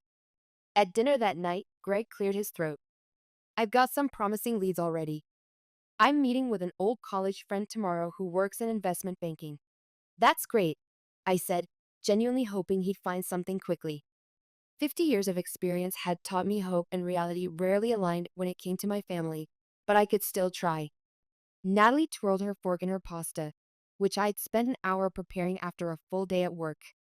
"I won't be looking for work right away. I'm more of a homemaker, you know. I love taking care of the house and making things nice." I raised my eyebrows, unable to stop myself. "Well, that's perfect then. Since you enjoy household chores, you can handle the cleaning, cooking, and laundry while you're here." Her face fell instantly. "Oh no, that's not what I meant. I like doing that in my own home. I'm a guest here. So you're a homemaker, but only when it's convenient?" The words came out before I could stop them, decades of resentment bubbling to the surface. "Don't twist my words," she snapped, her carefully maintained facade cracking slightly. "I just meant I'm still settling in." Greg jumped in to change the subject, and I let it drop. But I already knew how this arrangement would play out. Some things never change, especially people who've never had to. 2 weeks later, 2 weeks into living with Natalie and Greg, I'd established a routine. Wake up early, leave for work before they got up, and return home as late as possible. It wasn't ideal, but it helped me minimize my time around Natalie, who had already fallen into her old habits. Despite her claims of being a homemaker, I'd come home each evening to find dishes in the sink, clothes strewn across the living room, and no sign of dinner. Meanwhile, Natalie would be sprawled on my couch, scrolling through her phone or watching reality TV. "Oh, you're back," she'd say without looking up. "Can you make something to eat? I'm starving." The first few times I'd bite my tongue and make dinner for all of us. By the second week, my patience was wearing thin. I felt like I was 30 years younger, the responsible teenager expected to care for her spoiled sister. "Natalie, what did you do today?" I asked one evening after finding the house in disarray again. My feet ached from standing in presentations all day, and all I'd wanted was to come home to a peaceful house. She shrugged, not bothering to look up from her phone. "Went to see mom and dad, then met up with Jessica from high school. Did you know she has 2 kids now? Her life is so boring. Did you have time to maybe run the vacuum or start a load of laundry?" I tried to keep my voice even, though I could feel my blood pressure rising. "God, Eve, you're so uptight. I've been busy reconnecting with people. Besides, it's your house. Shouldn't you want to keep it nice?" She finally looked up, her expression suggesting I was being unreasonable. I had to walk away before saying something I'd regret. At 50, I should have outgrown this dynamic, yet here we were, stuck in the same patterns from decades ago. Greg, at least, seemed to be making an effort. He left every morning in a suit, returning in the evenings with stories about interviews and networking events. Whether he was actually job hunting or just avoiding the house, I couldn't tell, but at least he wasn't adding to my stress. When my boss called with news of a week-long business trip to Boston, I nearly hugged him through the phone. 7 whole days away from this situation sounded like paradise. The night before my departure, I made my expectations clear to Natalie. "I'll be gone for a week," I said as I packed my suitcase. "I don't want any parties in my house while I'm away, no guests staying over, no messes that'll be waiting for me when I get back." Natalie dramatically rolled her eyes. "Yes, Mom, anything else? No breathing your precious air, no sitting on your sacred furniture?" I paused, trying to gauge if she was joking or being deliberately hostile. Her expression gave nothing away. Before I could respond, Greg entered the room. "Don't worry, Eve. I've got a second interview next week, so hopefully we'll be out of your hair soon anyway." I left early the next morning, trying to ignore the nagging feeling that something would go wrong in my absence. 20 years in sales had taught me to trust my instincts, and right now, they were screaming. A week later, the Boston trip turned out to be a blessing. Not only did I get a break from the tension at home, but I closed a deal with a major hospital chain that would earn me a substantial bonus. My boss was thrilled, promising a nice percentage on top of my regular commission. "Great work, Evelyn," he said during our final call. "Take an extra day if you need it. You've earned it." I declined the extra day, booking the earliest flight home instead. Despite my concerns, part of me hoped that Natalie and Greg had respected my wishes. Maybe I'd return to find the house in order and good news about Greg's job prospects. The rational part of me knew better, but hope dies hard, especially when it comes to family. My flight landed late Sunday afternoon. The house looked normal from the outside as my taxi pulled up, which I took as a good sign. I unlocked the front door, wheeling my suitcase into the foyer when I noticed something odd. There were 3 unfamiliar suitcases stacked by the stairs. Before I could process what this meant, I heard laughter coming from the living room. Not just Natalie and Greg's voices, but others I vaguely recognized. My stomach dropped. I dropped my bags and marched toward the sound, every muscle in my body tensing. The scene that greeted me stopped me in my tracks. Natalie and Greg sat on my couch, coffee cups in hand, across from an older couple I recognized as Greg's parents. All four looked up in surprise as I appeared in the doorway. "Evelyn." Natalie's voice was unnaturally high. "We weren't expecting you until later tonight." "Clearly," I replied coldly, looking pointedly at the extra luggage in my hallway. "What's going on here?" Natalie plastered on a smile. "Oh, you remember Greg's parents, Howard and Patricia. They decided to come visit us for a little while. Isn't that nice?" I opened my mouth to object, to remind everyone that this was my house and I hadn't authorized any guests, when Natalie jumped up, grabbed my arm, and practically dragged me into the kitchen. Just give us a minute, she called over her shoulder before closing the kitchen door behind us. Have you lost your mind? I hissed, jerking my arm away from her grip. I specifically said, no guests, I know, she whispered, her eyes pleading. But I need you to play along, just for a little while. 2 weeks, tops. 2 weeks? Absolutely not. I want them gone tomorrow. My voice rose despite my efforts to keep it down. Please, Evelyn. Her voice dropped even lower. I told them this house belongs to me. Greg played along. They've been treating me so much better since they think I have this nice place. After the business failed, they've been so cold to me, blaming me for distracting Greg or whatever. This is helping us save face. My jaw literally dropped. At 50, I thought I'd seen every manipulative tactic my sister could devise. I was wrong. You're out of your mind. I'm not playing along with this insanity. Please, she grabbed my hands. I'll do all the housework. I swear. I'll cook, clean, do laundry, everything I haven't been doing. Just pretend you're staying with me for a while because you're having work troubles. Please, Evelyn. I've never asked you for anything. I looked at her desperate face and felt myself wavering. It was ridiculous, completely insane, but somehow I found myself nodding. The same pattern I'd followed since childhood, seeing her desperate, knowing she was wrong, and giving in anyway. 2 weeks, not a day longer, and you'd better keep your promise about the housework. Relief flooded her features. Thank you, thank you, thank you. I swear you won't regret it. We returned to the living room, where I was introduced as Natalie's sister who was temporarily staying with her due to some work issues. Patricia nodded sympathetically, though her eyes held a hint of judgment. Howard shook my hand firmly, his gaze evaluating me like I was a business proposal he wasn't impressed by. Dinner that evening was takeout from the restaurant across the street, though Natalie claimed she'd made everything herself.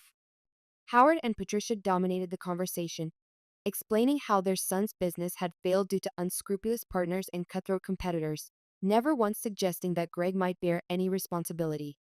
As the meal ended, Natalie turned to me with a sweet smile that immediately set off alarm bells. Evelyn, would you mind handling the dishes while I chat with Howard and Patricia? Thanks, sis. And just like that, I knew I'd been played. As I scraped plates at the sink, watching Natalie laugh and charm her in-laws in my living room, I had the sinking feeling that her promises about housework would never materialize. At 50, I should have known better, yet the same patterns kept repeating, like a record stuck in a groove. 1 week later, my prediction about Natalie's broken promises proved spot on. A week into this bizarre charade, and I'd become the unofficial maid, cook, and punching bag for the entire household. Every morning, I'd leave for work while everyone else slept in. Greg had completely abandoned his job search, instead playing tour guide to his parents around town. They'd spend their days shopping, sightseeing, and dining out, all while I worked to pay the house bills they believed belonged to my sister.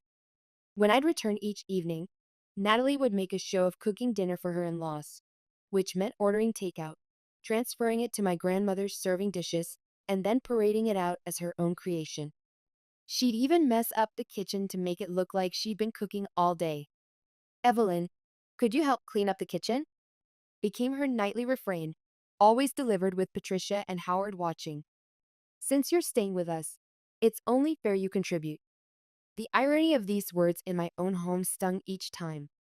I'd bite my tongue and do as asked, feeling Patricia's judgmental stare boring into my back. She'd taken to making little comments within my earshot. It's so generous of Natalie to help her sister during hard times. Family should always come first, or I raised Greg to be successful, but also to help those less fortunate. I'm glad he's supporting both his wife and her struggling sister. Each comment made my blood boil, but I'd smile tightly and continue whatever chore I was doing. The theater of it all was exhausting. Sometimes I'd catch my reflection in the window as I washed dishes and hardly recognize myself, a 50-year-old woman, successful in her career, reduced to playing a subservient role in her own home. One evening, After a particularly exhausting day at work presenting to skeptical hospital administrators, I cornered Natalie in the laundry room. "This has to stop," I said, my voice low but firm. "You promised you'd do the housework, but I'm doing everything while you play hostess in my house." She had the decency to look guilty, at least. "I know, I'm sorry. It's just that Patricia has such high expectations, and I don't want to disappoint her." "When are they leaving?" "It's been over a week. They need to go. I'll talk to Greg," she promised. But I could tell from her expression that nothing would change. I was trapped in a situation of my own making, a result of a lifetime of giving in. That night, I received the monthly utility bills and nearly collapsed. The cost had more than doubled with 5 people in the house. Extra water usage, electricity running all day, heating kept at tropical levels because Patricia was sensitive to cold. It all added up to hundreds of dollars more than my usual bills.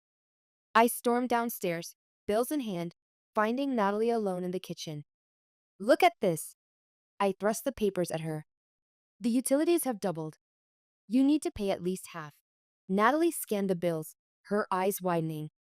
"I can't afford this. We don't have any money right now." "That's not my problem. You're all living here, using water and electricity all day while I'm at work. I'm not covering this alone." "Don't be like that," Natalie whined, reverting to the tone she'd used as a teenager. "We're family. Can't you help us out just this once?" My patience finally snapped. 50 years of accommodating others, of putting my needs last, of being the responsible one while others took advantage, all came crashing down. "No, I'm tired of this whole situation. If you can't contribute financially, then you need to at least do what you promised and take care of the house. But you haven't done that either. I'm sick of being taken advantage of." I hadn't realized how loud I'd gotten until I heard the front door open. Greg and his parents returned from their latest outing, catching the tail end of our argument. My cheeks burned with embarrassment, but also with the heat of long-suppressed anger. "What's going on here?" Howard demanded, his eyebrows furrowed in disapproval. Natalie's expression morphed instantly from petulant to victimized. "Evelyn doesn't want to pay her share of the bills," she said, her voice small and hurt.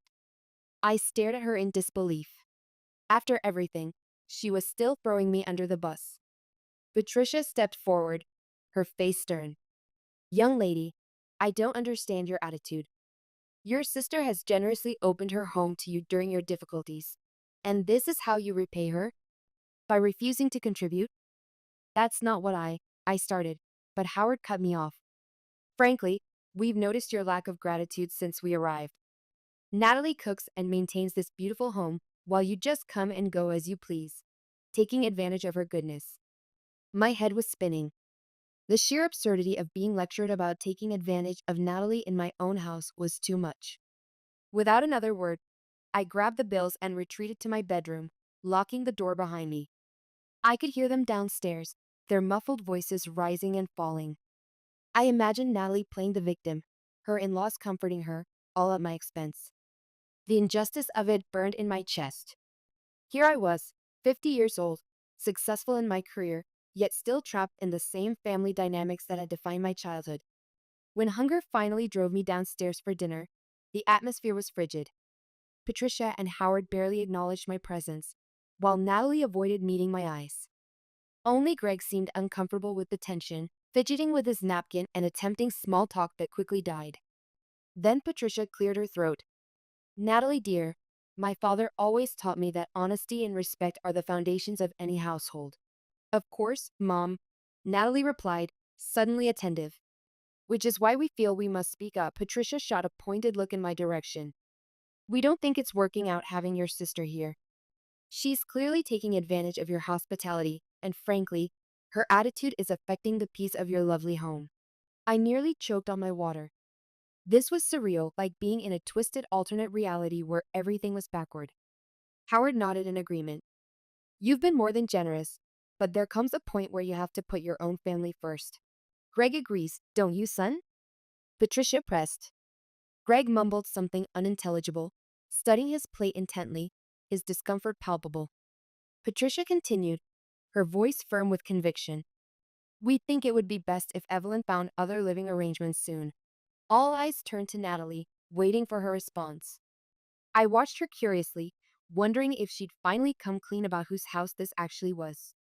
She hesitated, her eyes darting between her in-laws and me. I could see the internal struggle playing out on her face. Then, with a deep breath, she turned to me. "Evelyn," she said, her voice unnaturally firm, "I think it would be best if you packed your things. I need you to move out in 2 weeks." The silence that followed was deafening. Howard and Patricia nodded approvingly, while Greg stared at his wife in shock. Natalie's eyes met mine, pleading silently for me to play along one more time.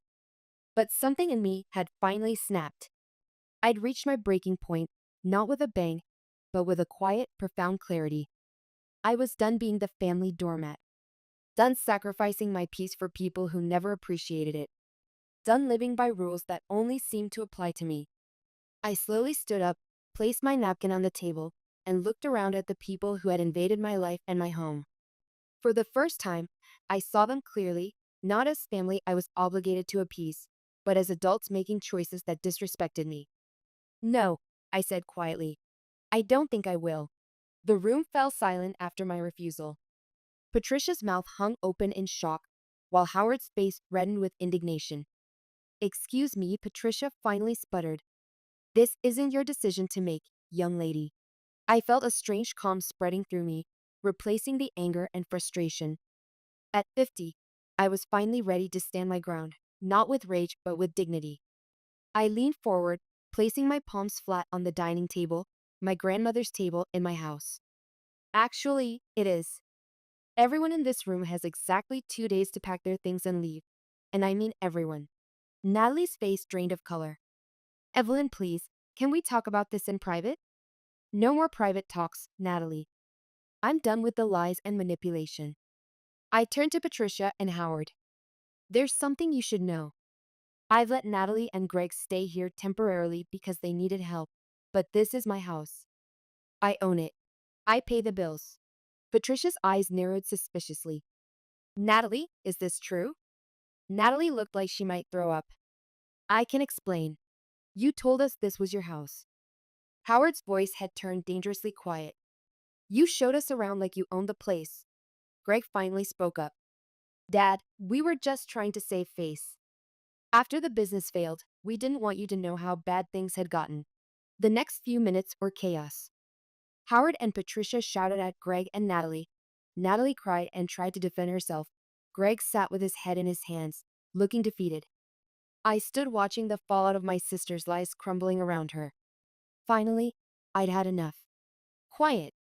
I slammed my hand on the table hard enough to make the dishes rattle. "I don't care about your family drama. I want all of you out of my house now." Patricia stood up with as much dignity as she could muster. "We'll be leaving immediately. We wouldn't stay another minute in a house built on lies." She glared at her son and daughter-in-law. "And you two don't expect to come running to us after this humiliation." Within an hour, Patricia and Howard had packed their bags and called a taxi. They left without saying goodbye to anyone, the door slamming behind them with finality. As soon as they were gone, Natalie exploded. "How could you do this to me? You've ruined everything. They'll never forgive us now." "Me? You lied to them, Natalie. You lied to me. You've been taking advantage of me since the day you moved in." I was desperate. Their approval means everything to Greg's future. Now we have nothing. "That's not my problem," I said calmly, feeling lighter than I had in years. "You have 2 days to find somewhere else to live." Natalie's face contorted with rage. "You've always been jealous of me, always. Just because Grandma Louise left you this house. She left me this house because she was my grandmother, not yours, and because I was the only one who spent time with her, who cared about her. You only showed interest in what you could get from her." "That's not true." "It is true. Just like it's true that you haven't changed a bit since we were kids. You still think the world revolves around you, that rules don't apply to you, that everyone should bend over backward to accommodate you. Well, I'm done accommodating you, Natalie. Get out of my house." I turned and walked upstairs, locking myself in my bedroom to the sound of Natalie's continued shouting. I was shaking with adrenaline, but also felt strangely calm. For the first time in my life, I'd stood up to my sister without backing down. It felt like stepping out of a role I'd been playing for 50 years into something new, something more authentic. The next morning, early the next morning, my phone rang. It was my mother. I almost didn't answer, but 50 years of conditioning is hard to break in a single night. Evelyn, what in the world is going on? Natalie called me last night, hysterical, saying you've thrown her and Greg out. They have nowhere to go. They can stay with you and Richard. Your house isn't that small. The words came out before I could stop them, but I didn't regret them. That's not the point. Family helps family, you know that. I laughed bitterly. Does that rule apply to Natalie too? Because she hasn't done a thing to help me since she moved in. Instead, she lied to her in-laws, claiming my house was hers, and then tried to kick me out when they suggested it. I'm sure there's been a misunderstanding. Margaret's voice had that familiar tone, the one that had always preceded her taking Natalie's side. No misunderstanding, Mom. For once, I didn't let her interrupt or redirect. She and Greg moved in, promised it would be temporary, then invited his parents without asking me. She left all the housework to me while pretending to her in-laws that she was the lady of the house. When I asked them to contribute to the doubled utility bills, she refused and then blamed me in front of everyone. My mother was silent for a moment, which was unusual. Then, well, I'm sure she didn't mean. I don't care what she meant. I've been more than generous, and she's taken advantage at every turn. They need to leave today. Evelyn, please reconsider. No. And honestly, Mom, I don't want to hear from you or Richard either if you're just going to defend her like always. I'm tired of being the responsible one who never gets any consideration. I hung up before she could respond. It felt surprisingly good to finally stand my ground, not just with Natalie, but with my mother as well. 50 years late, perhaps, but better late than never. 3 months later, by that evening, Natalie and Greg had packed their belongings. They didn't say goodbye. In the following weeks, I heard through mutual acquaintances that Natalie and her in-laws were no longer on speaking terms. Apparently, they told her she wasn't welcome in their home after the deception. My mother called several times, leaving voicemails that gradually evolved from demanding I apologize to awkwardly suggesting family dinner to clear the air. I deleted them all. 3 months after the blow-up, my house was peaceful again. The utility bills returned to normal. My work trips became enjoyable rather than necessary escapes. I redecorated the blue bedroom, converting it into a home office where I could work remotely when not traveling. I sit now on my grandmother's porch swing, watching the sunset over the neighborhood she loved. This house isn't just a building, it's my sanctuary, my inheritance, my home. And finally, blissfully, it's mine alone again. But more importantly, I'm finally mine as well, no longer defined solely by my responsibilities to others, but by my own choices and boundaries. At 50, I finally learned that standing up for yourself isn't selfish, it's necessary. The peace I feel isn't just about having my physical space back. It's about reclaiming my sense of self. It took me half a century, but I finally understand what Grandma Louise tried to teach me all those years ago. Your worth isn't measured by how much you give to others, but by how much you honor yourself.